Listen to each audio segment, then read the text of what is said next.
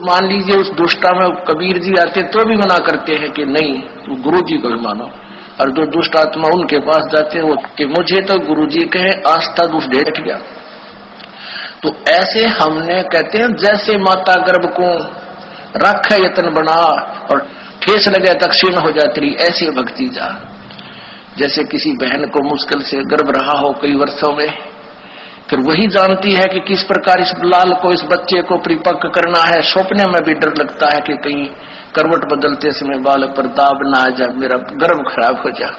कितनी चिंतित रहती है, ऊंचे नीचे पर पैर ना टिक जाए, भगवान कहीं खान पीन में ऐसी गर्म वस्तु ना खा लो जिससे मेरा बालक खराब हो जाए। तो इतना डर कर आपने इस भक्ति रूपी गर्भ को प्रफुल्लित करना है। जैसे माता गर्भ को रख यतन बना और ठेस लगे तो क्षण हुआ तेरी, ऐसे भक्ति जा। नारी कहावे पीव की रहे और संग सोए, जार सदा मन में बसे खसम खुशी क्यों होवे। देख कितनी गहरी बात बताई जाता है। नार कहावे पीव की, और कहते हैं रहे और संग सोए, और जार सदा मन में बसे फिर खसम खुशी क्यों होए। आन उपासना अन्य के अंदर आस्था नहीं रखनी। जैसे परमात्मा कबीर जी आए थे, 64 लाख शिष्य थे उनके उस समय, उन्होंने कभी नहीं बताया कि मेरे स्थान में किसी और में भगवान आवे है, उसमें जाकर पूज लो। अब उन दुष्टा ने के बका रखे ये बालक कि गुरु जी ने कहा है कि तुम ऐसे करो और ऐसे करो और उसको भगवान मानो, और गुरु जी का नहीं बताना, नहीं वो नाराज हो जाएंगे। इन मंदबुद्धियों ने यह भी मान ली गुरु जी का आदेश।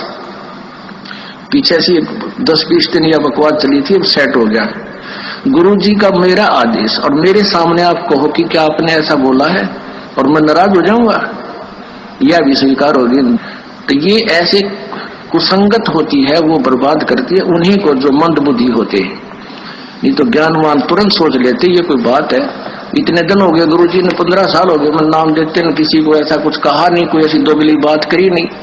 तो उन दुष्टों ने ऐसी चाल चली कि गुरुजी का आदेश बता दिया, सब बेचारे 10-20 ये उनके द्वारा बताएगी क्रिया करने लगे, तो हमारे उसे खत्म हो गए भगवान के अकाउंट से। अब उनको पता लगा, सभी अपना क्षमा याचना कर रहे हैं। 10-20 खराब हुए थे, फिर सेट हो गए, उनको नाम देखे। तो परमात्मा कहते हैं कि एक तरफ तो गुरुजी मुझे कह रहे हैं और फिर दूसरे के पास आस्था रख रहे हो, तो उसके विषय में क्या बता रहे हैं कि नार कहावे पीव की और रहे और संग सोए। आस्था किसे में और नकली गुरु किसे मान रही, ऊपर ले मनते। और कहते हैं जार सदा मन में बसे, आस्था तुम्हारी दूसरे में हो गई है तो फिर खसम खुशी क्यों होए। वो परम पिता परमात्मा धनी हमारा क्यों कर राजी होगा। कहते हैं सेज बिछावे सूंदरी अंतर पर्दा होए, और तन सौंपे मन दे नहीं कदे न सुहागण होए। अब जैसे यही एक ये मोटा उदाहरण था जो अभी ये घटना हुई कि मुझे तो गुरुजी कहे आस्था दुष्ट ढेटनी में दुष्टा में। तो क्या बताते हैं, सेज बिछावे सूंदरी यानी आत्मा और अंतर पर्दा होए, अंदर दोष रखे, अंदर में आड़ बना ली।